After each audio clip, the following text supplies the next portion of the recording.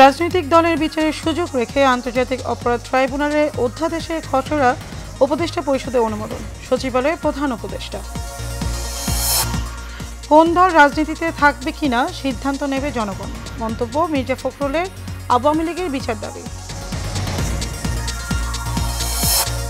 এবং গণহত্যা অভিযোগে গ্রেপ্তার ৮ সেনা ও পুলিশ কর্মকর্তাকে কারাগারে প্রেরণ, ১৯ ডিসেম্বরের মধ্যে তদন্ত শেষ করার নির্দেশ ট্রাইব্যুনালের।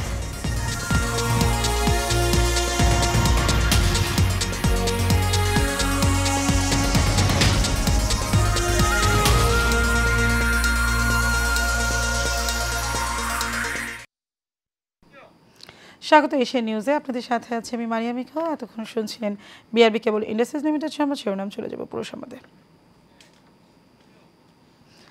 আজ ২১ নভেম্বর সশস্ত্র বাহিনী দিবস। যথাযথ মর্যাদা ও উৎসাহ উদ্দীপনার মধ্য দিয়ে দিবসটি পালন করা হবে। দিবসটি উপলক্ষে রাষ্ট্রপতি ও সশস্ত্র বাহিনীর সর্বাধিনায়ক মোহাম্মদ শাহাবুদ্দিন এবং প্রধান উপদেষ্টা অধ্যাপক মোহাম্মদ ইউনুস পৃথক বাণী দিয়েছেন। আন্তঃবাহিনী জনসংযোগ পরিদপ্তরে এক সংবাদ বিজ্ঞপ্তিতে জানানো হয়েছে, দেশের সব সেনানিবাস, নৌঘাঁটি এবং বিমান বাহিনীর ঘাঁটির মসজিদে দেশের কল্যাণ ও সমৃদ্ধি, সশস্ত্র বাহিনীর উত্তরোত্তর উন্নত ও অগ্রগতি এবং স্বাধীনতা যুদ্ধে সশস্ত্র বাহিনীর শহীদদের রুহের মাগফিরাত কামনায় ফজরের নামাজ শেষে বিশেষ মোনাজাতের মধ্য দিয়ে দিবসের কর্মসূচি শুরু হবে। বিজ্ঞপ্তিতে বলা হয়, ১৯৭১ সালের মহান স্বাধীনতা যুদ্ধে আত্মসর্গকারী সশস্ত্র বাহিনীর সদস্যদের সম্মতির প্রতি শ্রদ্ধা জানিয়ে রাষ্ট্রপতি ও প্রধান উপদেষ্টা সকালে ঢাকা সেনানিবাসে শিখা অনির্বাণে পুষ্পস্তবক অর্পণ করেন।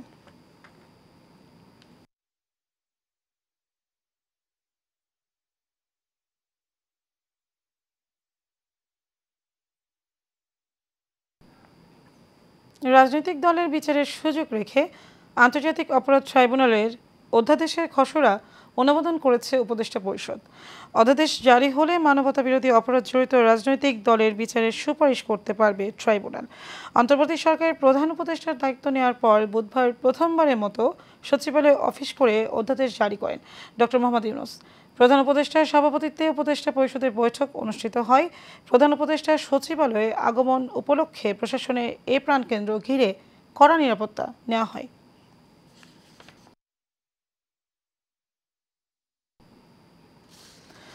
রাজনীতি করবে কে আর কে করবে না সেটা জনগণ নির্ধারণ করবে, তবে রাজনৈতিক দল হিসেবে বিএনপি কাউকে বাধা দিতে পারে না। তবে মানুষ গুম, খুন ও হত্যার দায়ে আওয়ামী লীগের বিচার হওয়া উচিত, এমন মন্তব্য করেছেন বিএনপির মহাসচিব মির্জা ফখরুল ইসলাম আলমগীর। বুধবার ফেনীর ফুলগাজীতে বিএনপি চেয়ারপারসন বেগম খালেদা জিয়ার বাড়ির আঙিনায় সাম্প্রতিক বন্যায় ক্ষতিগ্রস্ত শিক্ষার্থী ও জনসাধারণের মাঝে শিক্ষা উপকরণ ও ঢেউটিন বিতরণ কর্মসূচি তিনি এসব কথা বলেন। বিস্তারিত মন্ডলের নামে রিপোর্ট। সাম্প্রতিক বন্যা ক্ষতিগ্রস্ত শিক্ষার্থী ও জনসাধারণের মাঝে শিক্ষা উপকরণ ও ঢেউটিন বিতরণ করতে এই কর্মসূচির আয়োজন করে বিএনপি। এ সময় বিএনপির মহাসচিব মির্জা ফখরুল ইসলাম আলমগীর বলেন, বিগত সরকার যে পরিমাণ হত্যা করেছে, লুট করেছে, তার দায় শেখ হাসিনা সহ সকলকেই দেশে এনে বিচারের আওতায় আনতে হবে, শাস্তিও দিতে হবে। তবে কোন দল অংশ নিবে আর কারা নিবে না সেটা বিএনপির সিদ্ধান্ত নয়। আমরা বলেছি যে আমরা একটা রাজনৈতিক দল, কে নির্বাচন করবে, কে রাজনীতি করবে, কে রাজনীতি করবে না সেটা তো নির্ধারণ করবে জনগণ। আমি একটা রাজনৈতিক দল হিসেবে তো সে নির্ধারণ করতে পারি না। সুতরাং এখানে কোনো ভুল বুঝাবুঝির অবকাশ নাই।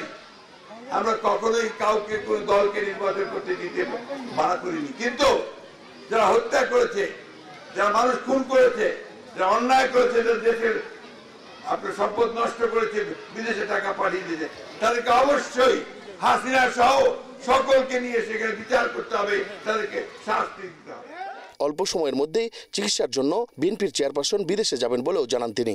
আপনার কাছে একটা অনুরোধ করব, আপনারা এমন একটা মাটির মানুষ যে মাটি সব সময় অন্যায়ের বিরুদ্ধে কোনদিন মাথা নত করে নাই।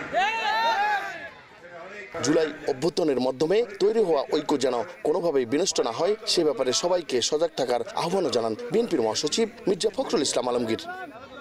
আসুন আমরা সবাই ঐক্যবদ্ধ হই, আমরা যেন ঐক্য ভেঙে না ফেলে বিনষ্ট না করে আমরা যেন আমাদের একটা এখন নতুন সরকার আমরা দায়িত্ব দিয়েছি, ছাত্ররা দায়িত্ব দিয়েছে, তারা দেশটার এই জঞ্জালগুলো সাফ করবেন, সাফ করে একটা নির্বাচনের ব্যবস্থা করবেন। সেই নির্বাচনের মধ্য দিয়ে নতুন করে পার্লামেন্ট সরকার গঠন হবে। আমি আমার সাংবাদিক মন্ডলের নাম, Asian television, Dhaka. July August গণহত্যায় সাবেক আইজিপি চৌধুরী আব্দুল মামুন ও সাবেক সেনা কর্মকর্তা জিয়াউল আহসানকে ৮ জনকে গ্রেফতার দেখিয়ে কারাগারে প্রেরণ করা হয়েছে। আগামী ১৯ ডিসেম্বরের মধ্যে তদন্ত শেষ করে প্রতিবেদন জমা দেওয়ার নির্দেশ দিয়েছে আন্তর্জাতিক অপরাধ ট্রাইব্যুনাল। বুধবার ট্রাইব্যুনালের চেয়ারম্যান বিচারপতি মোহাম্মদ গোলাম মর্তুজা মজুমদারের নেতৃত্বে ৩ সদস্যের ট্রাইব্যুনালে তাদের বিষয়ে শুনানি অনুষ্ঠিত হয়। এইচএমইতে রিপোর্ট। জুলাই আগস্টে ছাত্র জনতার ওপর নির্বিচারে গুলি বর্ষণের সময় পতিত সরকার শেখ হাসিনার সবচেয়ে আস্থাভাজন ছিলেন সাবেক পুলিশের প্রধান চৌধুরী আব্দুল মামুন। সেই শেখ হাসিনার হাতে তৈরি ট্রাইব্যুনালে বুধবার হাজির করা হয় তাকে। সাথে ছিলেন সাবেক সেনা কর্মকর্তা জিয়াউল আহসান সহ আরও ৭ জন। তাদের হাজির করে মানবতা বিরোধী অপরাধ মামলায় আনুষ্ঠানিক গ্রেফতার দেখানো হয়। এরপর ৩ বিচারপতির নেতৃত্বাধীন ট্রাইব্যুনালে শুরু হয় শুনানি। শুরুতেই চিফ প্রসিকিউটর জুলাই আগস্ট গণহত্যায় চৌধুরী মামুনকে সুপ্রিম কমান্ডার হিসেবে আখ্যায়িত করেন। চৌধুরী আব্দুল মামুন সাহেব জুলাই আগস্টের সময়ে বাংলাদেশের পুলিশের মহাপরিদর্শক হিসাবে ছিলেন, পুলিশ বাহিনীর সুপ্রিম কমান্ডার ছিলেন। তার নেতৃত্বে গোটা বাংলাদেশের ৫৬,০০০ বর্গমাইল জুড়ে নিরস্ত্র নিরীহ ছাত্র জনতার উপরে নির্বিচার গুলিবর্ষণ করে প্রায় ২ সহস্রাধিক ছাত্রকে হত্যা এবং ২৫ সহস্রাধিক মানুষকে আহত এবং পঙ্গু করা বা চিরস্থায়ীভাবে দৃষ্টিশক্তি হারানো বা অঙ্গহানি করার মতো অপরাধ তারা সংগঠিত করেছেন। এনটিসিএম এর দায়িত্বে থাকা সাবেক মেজর জেনারেল অবসরপ্রাপ্ত জিয়াউল আহসান কিভাবে ইন্টারনেট বন্ধ করে গণহত্যায় উস্কে দেন তা আন্তর্জাতিক অপরাধ ট্রাইব্যুনালকে বর্ণনা করেন। বরখাস্তকৃত মেজর জেনারেল জিয়াউল আহসানের ব্যাপারে আমরা বলেছি যে তিনি প্রথমে র্যাবে, বিভিন্ন সময় র্যাবের বিভিন্ন পজিশনে, সর্বশেষ এনটিএমসির ডিজি হিসেবে চাকরিরত ছিলেন। তিনি বাংলাদেশের গুম, এনফোর্সড ডিসঅ্যাপিয়ারেন্স এবং এই গুমের পরে নিয়ে গিয়ে তাদেরকে যে পৈশাচিক অত্যাচার, তারপরে হত্যা করে লাশ বিভিন্ন জায়গায় ডিসপোজাল করে দেয়া, এই কালচারের জনক হচ্ছেন তিনি। আশুলিয়ায় পুলিশের গাড়িতে ৪৩ জনকে পুড়িয়ে মারা, যাত্রাবাড়ির গণহত্যা, মিরপুরের গণহত্যার বর্ণনা দেন চিফ প্রসিকিউটর। সাভার অঞ্চলের একজন এসপি, একজন এএসপি, একজন ওসি, যারা আশুলিয়াতে ৬টা ছেলেকে গুলি করে হত্যা করার পরে লাশ ভ্যানে মালপত্রের মতো এরকম চ্যাংদলা করে প্রথমে রিক্সা ভ্যানে উঠিয়েছে, পরবর্তীতে পুলিশের ভ্যানে তুলে পেট্রোল দিয়ে আগুন জ্বালিয়ে তাদেরকে পুড়িয়ে নিশ্চিহ্ন করতে চেয়েছে, প্রমাণ করতে চেয়েছে যে পুলিশ ভ্যানে আন্দোলনকারীরা আগুন দিয়ে এই লাশগুলো পুড়িয়েছে। তারা যে অপরাধগুলো করেছে এগুলো শয়তানও করতে ভয় পাবে। প্রত্যেকটা অফিসারের ব্যাপারে সুনির্দিষ্ট যে সমস্ত অভিযোগ ছিল সেগুলো আমরা সুনির্দিষ্টভাবে তুলে ধরেছি। আগামী ১ মাসের মধ্যে তদন্ত শেষে এই ৮ আইন শৃঙ্খলা বাহিনীর সদস্যের বিরুদ্ধে প্রতিবেদন ট্রাইব্যুনালে দাখিলের নির্দেশনা দেওয়া হয়েছে। এইচএমইতু, এশিয়ান টেলিভিশন, ঢাকা। জলবায়ু পরিবর্তনের সংকট মোকাবেলায় হিমশিম খাচ্ছে দরিদ্র এবং উন্নয়নশীল দেশগুলো। প্রতিবারের মতো এবারে জলবায়ু সম্মেলনে ঝুঁকি প্রশমন, সহজ শর্তে অভিযোজন তহবিলের ব্যবহার এবং এই খাতে বড় বিনিয়োগের তাগিদ জানিয়েছেন ক্ষতিগ্রস্ত রাষ্ট্রের নেতারা। তবে এসবের মধ্যেও আলাদা এক তথ্য উপস্থাপন করেছেন বাংলাদেশের অন্তর্বর্তী সরকারের প্রধান উপদেষ্টা ডক্টর মোহাম্মদ ইউনূস। আজারবাইজানে জলবায়ু সম্মেলন থেকে বিস্তারিত জানাচ্ছেন শফিউদ্দিন আহমেদ। ক্যামেরায় ছিলেন শাহিন আলম। আজারবাইজানের রাজধানী বাকুতে জলবায়ু সম্মেলনের ওয়ার্ল্ড লিডার্স ক্লাইমেট অ্যাকশন সামিটের উদ্বোধনী অধিবেশনে ডক্টর মোহাম্মদ ইউনূস বলেন, এই পৃথিবীকে আবারও দূষণমুক্ত করে তোলা সম্ভব। সবাইকে শুধু এমন জীবনশৈলী গ্রহণ করতে হবে যা পৃথিবীকে সবার জন্য নিরাপদ করে তুলবে। সেই জীবনশৈলী হবে 3-0 বা 3-0 তথ্যে। সেই তথ্যে শূন্য কার্বন নিঃসরণ, শূন্য দারিদ্র এবং শূন্য বেকারত্ব দিয়ে সাজাতে হবে নতুন পৃথিবী। এটা যে প্রসার হয় এটা তো অতীত ইতিহাস তো আছে। তারপরে এখন যে কোনো তরুণ সমাজে গেলে এই বিষয়টা পরিষ্কারভাবে দেখা যায়, তারা ভেরি মাচ, কিন্তু এটা কোনো ট্রান্সলেট হচ্ছে না।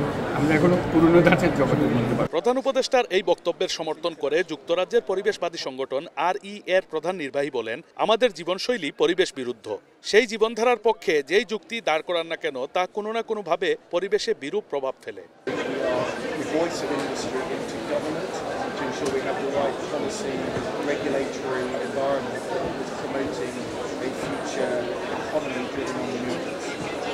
শূন্য কার্বন অর্থাৎ কার্বন নিঃসরণ শূন্যের কোটায় নামিয়ে আনার তথ্যে একমত ব্রাজিলের প্রতিনিধিরাও। অ্যামাজন ব্যাংকের চেয়ারম্যান লুইস মনে করেন, শুধু তহবিলে নির্ভরশীল না হয়ে কার্বনের মাত্রা কমানোয় সবার জোর দেওয়া উচিত। না হলে একদিকে যেমন বিশ্বকে দূষণমুক্ত করা সম্ভব হবে না, অপরদিকে অভিযোজন তহবিল সহ বেসরকারি ঋণের বোঝা বাড়বে দরিদ্র দেশগুলোর উপর। We are now in final discussion about the carbon policy.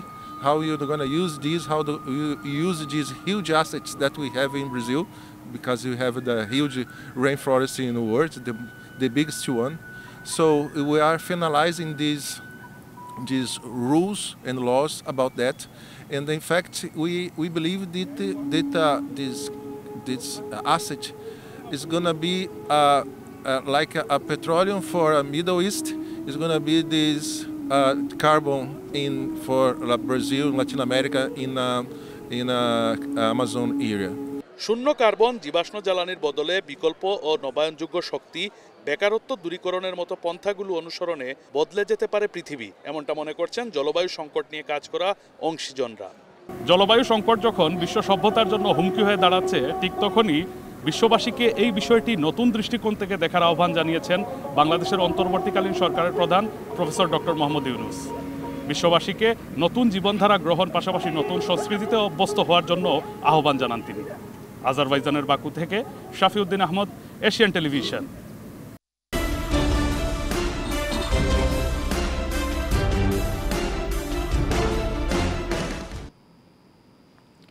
মাদ্রাসাটি সরকারি না হলেও পড়াশোনার কোনো খরচ দিতে হয় না শিক্ষার্থীদের। এখানে অধ্যয়নরত সকলের জন্য রয়েছে বিনামূল্যে 3 বেলা খাবার ও আবাসন ব্যবস্থা। মফস্বলে গড়ে ওঠা এমন দিনী প্রতিষ্ঠানেও রয়েছে প্রয়োজনীয় নিরাপত্তা ব্যবস্থা। 2022 সনে নলছিটির সূর্যপাশা গ্রামে ব্যক্তি উদ্যোগে প্রতিষ্ঠিত হয় জামিয়া মোহাম্মদিয়া জয়নাল আবেদিন কওমি মাদ্রাসা।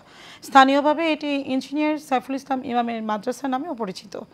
ঝালকাঠির নলছিটি থেকে ইব্রাহিম খান শাকিলের পাঠানো রিপোর্টে জানাচ্ছেন আনোয়ার রাজ। কয়েক বছর আগেও ঝালকাঠির নলছিটি উপজেলায় দ্বীনি শিক্ষার জন্য ভালো কওমি মাদ্রাসা ছিল না, তাই বাধ্য হয়েই দূর দূরান্তে কওমি শিক্ষা নিতে যেত এখানকার শিক্ষার্থীরা। দ্বীনি শিক্ষার লক্ষ্যে এখানে ব্যক্তি উদ্যোগে গড়ে তোলা হয় জামিয়া মোহাম্মদিয়া জয়নুল আবেদিন কওমি মাদ্রাসা। ইমাম আইডিয়াল ফাউন্ডেশনের চেয়ারম্যান ইঞ্জিনিয়ার সাইফুল ইসলাম ইমামের ব্যক্তি উদ্যোগে চালু হওয়া এই কওমি মাদ্রাসায় বিনামূল্যেই পড়ছেন শিক্ষার্থীরা। এখন এখানে পড়াশোনা করতেছি, এখানে পরিবেশ অনেক ভালো, এখানে খানাপিনা অনেক ভালো। আমাদের এখানে তিনবেলা ভালো খাবার দেওয়া হয়, মাথায় পোশাক দেওয়া হয়, শিক্ষকরা অনেক ভালো। আমাদের এখানে এখন আপাতত 3 বিভাগ চালু আছে, নুরানি, নাজারা এবং বিভাগে ইনশাআল্লাহ আমাদের আগামী আশা করি আমরা পাঠিয়ে দেব, আমরা কবুল করব। দ্বীনি শিক্ষার পাশাপাশি মানবিক কাজ করে এলাকায় সাড়া ফেলেছে ইমাম আইডিয়াল ফাউন্ডেশন। শরীর দুর্বলতা দেখে, অববটনা দেখে ইমাম হোসেন আমার একটা ব্যাংকার বানাইছে, আমি এদের চল্লে পুজিয়া খাই। ইমাম যে আমার সাহায্য করে, কাজে আমি ওষুধ পানি খাই। মেডিকেল ছিলাম, মেডিকেল যাবতীয় খরচা এবং আমার সংসারের খরচা বস্তু করে সম্পূর্ণ চালা হয়।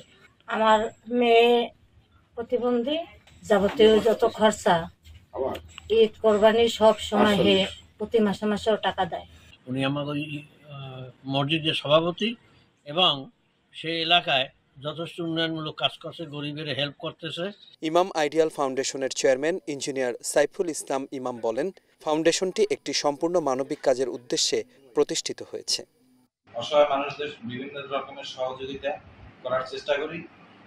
আমার ইমাম হোসেন ফাউন্ডেশনের মাধ্যমে প্রায় 100-র কাছাকাছি ফ্যামিলি তারা এখান থেকে তাদের অসহায়ত্ব দূর করে এবং আমার মাদ্রাসায় প্রায় 120 জনের মতো অসহায় ছাত্র আছে, যাদের কাছ থেকে সামান্য নামে মাত্র কিছু পরিমাণ টাকা নেওয়া হয়। সবকিছুই তাদের জন্য ফ্রি ব্যবস্থা করা হয়। ইনশাআল্লাহ আমি যতদিন আছি চেষ্টা করব ততদিন অসহায় মানুষের পাশে থাকতে। ভবিষ্যতে আরও ধর্মীয় শিক্ষা প্রতিষ্ঠান চালু করা হবে বলেও জানান তিনি। আনোয়ার রাজ, এশিয়ান টেলিভিশন। শীতের শুরুতেই বরিশালে গরম কাপড়ের বাজারে লেগেছে উৎসবের আমেজ। ভোর থেকে রাত পর্যন্ত নগরীর বিভিন্ন মার্কেটে ও ফুটপাতে ক্রেতাদের উপচে পড়া ভিড়। শীতের তীব্রতা বাড়ার সাথে সাথে জমে উঠেছে বরিশালের গরম কাপড়ের বাজার। বিশেষ করে জেলা পরিষদের পুকুরপাড়ের ফুটপাতের দোকানগুলোতে বিক্রির ধুম পড়েছে। সন্ধ্যা নামতেই এখানে ক্রেতাদের উপচে পড়ার ভিড় লক্ষ্য করা যাচ্ছে। তবে ক্রেতারা বলছেন এবছর পোশাকের দাম কিছুটা বেশি। ক্রেতারা বলছেন বড়দের চেয়ে শিশুদের পোশাকের দাম বেড়েছে দ্বিগুণ। শীতের তীব্রতা আরও বাড়লে গরম কাপড়ের বাজার আরও জমজমাট হবে বলে আশা করছেন ব্যবসায়ীরা।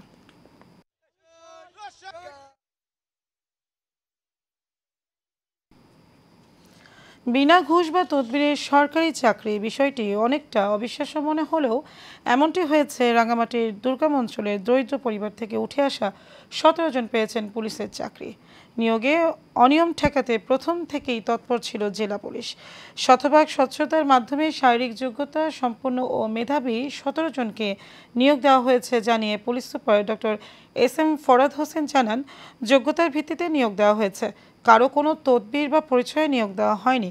প্রাথমিকভাবে নির্বাচিতরা জানান, জুম চাষী পিতামাতার নিদারুণ কষ্টের মাধ্যমে পড়ালেখা চালিয়েছেন তারা। এই চাকরি পাওয়ার দরিদ্র পরিবারগুলোর মাঝে স্বচ্ছতা ফেরার পাশাপাশি পুলিশের ভাবমূর্তি ফেরাতে তাদের মেধার সর্বোচ্চটুকু দিয়ে দেশের জনগণের জন্য সেবা দিবেন তারা। তো আমার বাবাকে বলেছি অ্যাপ্লাই করে দিতে, 120 টাকা নিচ্ছে অ্যাপ্লাই। আমরা শারীরিক সক্ষমতা যাচাইয়ের জন্য 3 দিন আমাদের একটা সময় দেওয়া হয়েছিল। ওই 3 দিনে বিভিন্ন ধরনের পরীক্ষা নিয়ে নেওয়া হয়েছিল শারীরিক সক্ষমতা। তো আল্লাহর রহমতে সবগুলোতে আমরা উত্তীর্ণ হতে পেরেছি নিজ যোগ্যতার মাধ্যমে। যারা এখানে পরীক্ষা অংশগ্রহণ করেছে তাদের যথেষ্ট মেধা এবং প্রতিভা আছে, সেই প্রতিভাদেরকে আমরা অন্বেষণ করেছি যৌক্তিক প্রক্রিয়ায়, এবং এভাবে আমরা সমাজ থেকে মূলত মেধাবীদেরকে বাছাই করে বাংলাদেশ পুলিশে নিয়োগের প্রক্রিয়ায় আমরা সম্পৃক্ত করার চেষ্টা করেছি। 31 দফা সংস্কার বিএনপির একার নয়। যুগপৎ আন্দোলনে থাকা প্রায় 50টি দল 31 দফা সংস্কারের পক্ষে কাজ করে যাচ্ছে। দুপুরে কুড়িগ্রামের উলিপুরে উপজেলার বিএনপির জনসভায় প্রধান অতিথির বক্তব্যে এসব কথা বলেন বিএনপির স্থায়ী কমিটির সদস্য আমির খুসরু মাহমুদ চৌধুরী।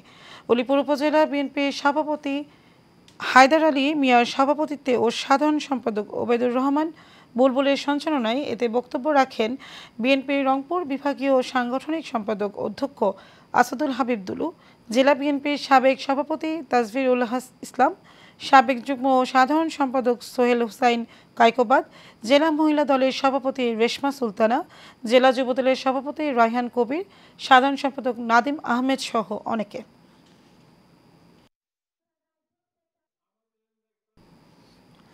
গাইবান্ধার গোবিন্দগঞ্জে বিশ্ববাণী উচ্চ বিদ্যালয়ের সহকারী শিক্ষক রায়হান মোহাম্মদ মোস্তফা কামাল সুমন বিরুদ্ধে মামলার প্রতিবাদ মানববন্ধন করেছে শিক্ষার্থীরা। উপজেলার দরবস্ত ইউনিয়নের বিশ্ববাণী উচ্চ বিদ্যালয়ের সামনে এই মানববন্ধন অনুষ্ঠিত হয়। এতে বক্তব্য রাখেন শিক্ষকের স্ত্রী নাসরিন নাহার ও শিক্ষার্থীরা। এ সময় বক্তারা দ্রুত এই মামলা থেকে শিক্ষকের অব্যাহতির দাবি করেন, সেই সাথে তার বিরুদ্ধে হয়রানি মামলার তীব্র নিন্দা ও প্রতিবাদ জানান। মামলা প্রত্যাহার না করা হলে আরও কঠোর কর্মসূচি দেওয়া হবে বলেও ঘোষণা দেন তারা। অর্থনৈতিক সময়তে তথ্য দিন, নতুন বাংলাদেশ বিনির্মাণে অংশ নিন, এই প্রতিপাদ্যকে সামনে রেখে মানিকগঞ্জের ঘিওর উপজেলায় গণশুমারি স্থায়ী কমিটির সভা অনুষ্ঠিত হয়েছে। গতকাল উপজেলা পরিষদ মিলনায়তনে উপজেলা প্রশাসন ও উপজেলা পরিসংখ্যান কার্যালয়ের আয়োজনে এই সভা অনুষ্ঠিত হয়েছে। উপজেলা নির্বাহী কর্মকর্তা আমিনুল ইসলামের সভাপতিত্বে এই সময় উপস্থিত ছিলেন ঘিওর সহকারী ভূমি কমিশনার নুরজাহান আক্তার, সাথী পরিসংখ্যান কর্মকর্তা কাজী সাদিকুর রহমান সহ আরও অনেকে। 5ই আগস্ট ফ্যাসিস্ট সরকার পালিয়ে গেলে বিক্ষিপ্ত জনতা অগ্নিসংযোগ ও ভাঙচুর করে বিভিন্ন পুলিশ ফাঁড়ি। গাজীপুরের কালিয়াকৈরে চন্দ্রা শফিপুর কোনাবাড়ি পুলিশ বক্স ভাঙচুর ও আগুনে পুড়িয়ে দেয়। বর্তমান পুলিশ বক্সগুলো ব্যবহারে অনুপযোগী থাকায় রোদ বৃষ্টি অপেক্ষা করে দাঁড়িয়ে দায়িত্ব পালন করছেন পুলিশ সদস্যরা। প্রচণ্ড গরমে দীর্ঘ সময় রাস্তায় দায়িত্ব পালনের পর বিশ্রাম নেওয়ার কোনো ব্যবস্থা নেই, পাশাপাশি বায়ু নিষ্কাশনের নেই কোনো ব্যবস্থা। এতে দুর্ভোগ ও শারীরিক সমস্যায় পড়ছেন অনেক পুলিশ সদস্য। দ্রুত সময়ের মধ্যে পুলিশ বক্সগুলো সংস্কারের দাবি পুলিশ সদস্যের।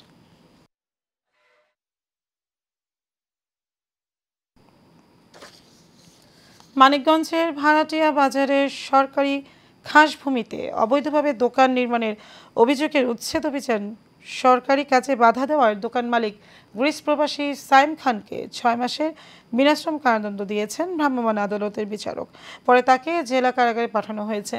জেলা প্রশাসন সেনাবাহিনীর যৌথ উদ্যোগে ভাড়াটিয়া বাজার এলাকায় এই উচ্ছেদ অভিযান পরিচালনা করা হয়। তবে উচ্ছেদ অভিযানে বাধা দেন দোকান নির্মাণকারী সাইম খান সহ তার পরিবার। পরে দোকান থেকে দোকানের নির্মাণের মালামাল সরিয়ে নিতে বললে সাইম, তার মা, স্ত্রী, সন্তান সহ পরিবারের সদস্যরা উত্তেজিত হয়ে যায় এবং উচ্ছেদে বাধা দেন।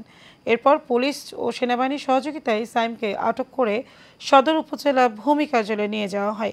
এরপর রাতে সেখানে ভ্রাম্যমাণ আদালতের মাধ্যমে তাকে 6 মাসের বিনাশ্রম কারাদণ্ড প্রদান করেন সদর উপজেলার সহকারী কমিশনার ও নির্বাহী ম্যাজিস্ট্রেট জহিরুল আলম।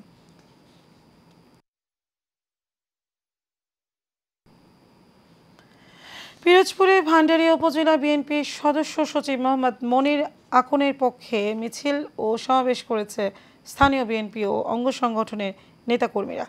ভান্ডারিয়া উপজেলার বিএনপি কার্যালয় থেকে মিছিলটি বের হয়ে শহরের বিভিন্ন সড়ক প্রদক্ষিণ করে শহীদ মিনার সামনে প্রতিবাদ সভা হয়। এতে বক্তব্য রাখেন উপজেলা যুবদলের আহ্বায়ক আবুল কালাম, পৌর যুবদলের সদস্য সচিব রনি মোল্লা সহ আরও অনেকে।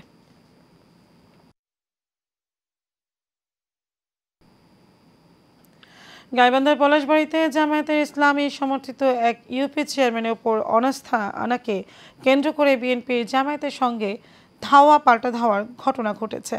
সন্ধ্যায় পলাশবাড়ি উপজেলার গেট এলাকায় এই ঘটনা ঘটে। এ সময় ককটেল বিস্ফোরণ কেঁপে ওঠে আশেপাশে এলাকা। স্থানীয় সূত্রে জানা গেছে, পলাশবাড়ির উপজেলার 5 নং মহিতপুর ইউনিয়নের জামায়াত সমর্থিত ভারপ্রাপ্ত চেয়ারম্যান রাহিদুল ইসলাম বাবুর বিরুদ্ধে বিভিন্ন অনিয়মের অভিযোগে এনে উপজেলার নির্বাহী অফিসার বরাবর অনাস্থার অভিযোগ দেয় ওই ইউনিয়নের সকল ইউপি সদস্যরা। সেই অনাস্থা আনার বিষয়টি উপজেলা পরিষদের সমঝোতা হওয়ার কথা ছিল। তার আগেই বিএনপি জামায়াতের 2 নেতার মধ্যে বাকবিতণ্ডা শুরু হয়। তারপরে এক পর্যায়ে ধাওয়া পাল্টা ধাওয়ার রূপ নেয়। পরে সেনাবাহিনী পরিস্থিতি নিয়ন্ত্রণে আনে।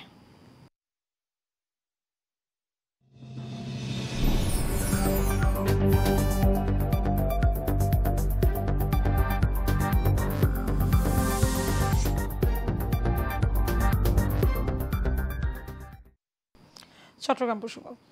চট্টগ্রাম মাই টিভির ক্যামেরা পার্সন ও চট্টগ্রাম টেলিভিশন ক্যামেরা জার্নালিস্ট ফোরামের সদস্য সচিব মামুনুর রশিদ মামুনের সন্তান মেহরাম ইসলাম হামিম ব্রেন ইনফেকশনে আক্রান্ত হয়ে নগরের একটি হাসপাতালে চিকিৎসাধীন অবস্থায় আছেন। তার রোগ মুক্তি কামনা করে নগরী কাজীর দেউরি কাজীপাড়া শাহী মসজিদে দোয়া ও মোনাজাতের আয়োজন করেছে Chittagong television camera journalist forum. এই সময় উপস্থিত ছিলেন সিটিসিজিএফ এর আহ্বায়ক বিজয় টিভির ক্যামেরা পার্সন স্টালিন দে, যুগ্ম আহ্বায়ক ঠাকুর প্রসাদ মজুমদার রিটার্ন, যুগ্ম সদস্য সচিব মোহাম্মদ হেলাল উদ্দিন সহ আরও অনেকে। চট্টগ্রাম বিশ্ববিদ্যালয়ের 59তম প্রতিষ্ঠা দিবস ঢাকা উত্তরার দিয়াবাড়িতে অবস্থিত ফ্যান্টাসি আইল্যান্ডে চট্টগ্রাম বিশ্ববিদ্যালয়ের প্রাক্তন ছাত্রছাত্রীদের এক মিলন মেলা অনুষ্ঠিত হয়েছে। উক্ত অনুষ্ঠানে বর্তমানে চট্টগ্রাম বিশ্ববিদ্যালয়ের সিনেটের সিন্ডিকেট সদস্য চাকসুর সাবেক ভিপি, বিজিএমইর সাবেক সভাপতি SM ফজলুল হক, চাকসুর সাবেক GS, ঢাকসুর সাবেক ভিপি, নাগরিক ঐক্যের সভাপতি মাহমুদুর রহমান মান্না, স্থানীয় সরকার কমিটির চেয়ারম্যান ও নির্বাচন কমিশন সংস্কার কমিটির সদস্য, স্থানীয় সরকার বিশেষজ্ঞ ডক্টর তোফায়েল আহমেদ সহ আরও অনেক গণ্যমান্য ব্যক্তিরা উপস্থিত ছিলেন।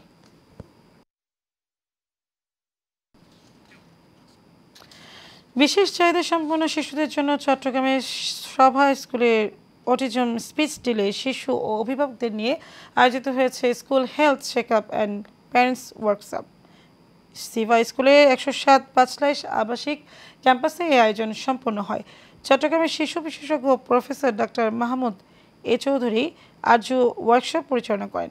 সিভা স্কুলের উপদেষ্টা ডাক্তার আরজু বলেন, এই ধরনের স্বাস্থ্য পরীক্ষা এবং প্যারেন্টস কর্মশালায় গুরুত্ব অত্যন্ত বেশি।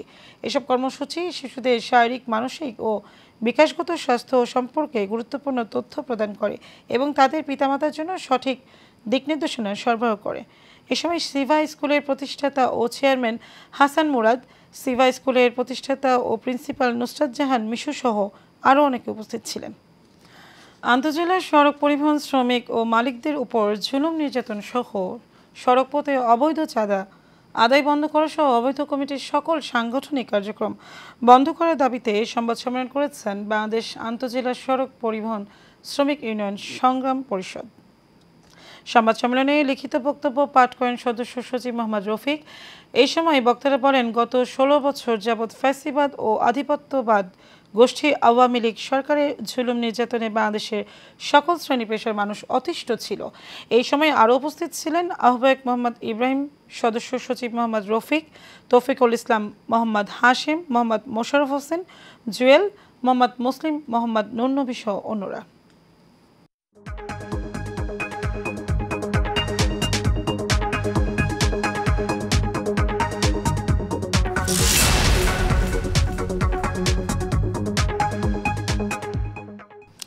এক্সিম ব্যাংক বাণিজ্য সংবাদ। বগুড়ার শিবগঞ্জের শাহ সুলতান হিমাগারে সুপ্রিম সিড কোম্পানি উন্নত মানের আলুর বীজের বস্তায় নষ্ট বীজ আলু প্যাকিং করার অভিযোগ উঠেছে। এই ঘটনায় গণমাধ্যম কর্মীদের উপস্থিতি টের পেয়ে কোম্পানির প্রতিনিধিরা পালিয়ে যায়। পরে স্থানীয়দের সাথে নিয়ে আলু বীজের বস্তা খেলা হলে একের পর এক বেরিয়ে আসে নষ্ট ও পচা আলু। চাষিদের অভিযোগ, আলু মৌসুমে বীজ আলুর সংকট সৃষ্টি হওয়ায় বাজারে কদর রয়েছে। বেশি লাভের আশায় নষ্ট বীজ আলু বাজারজাত করছে কোম্পানি। ফলে নিম্নমানের বীজ আলু বাজারে গেলে ক্ষতির মুখে পড়বেন তারা।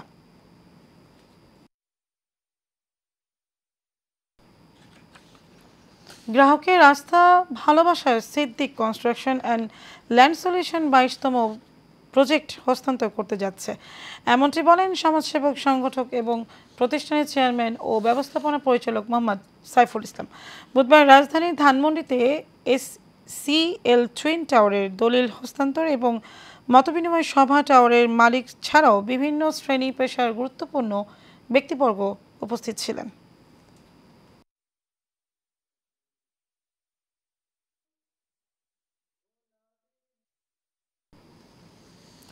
শেষ করবো এশিয়ান নিউজ, তার আগে বিআরবি কেবল ইন্ডাস্ট্রিজ লিমিটেড সংবাদ শিরোনাম জানাবো আরেকবার।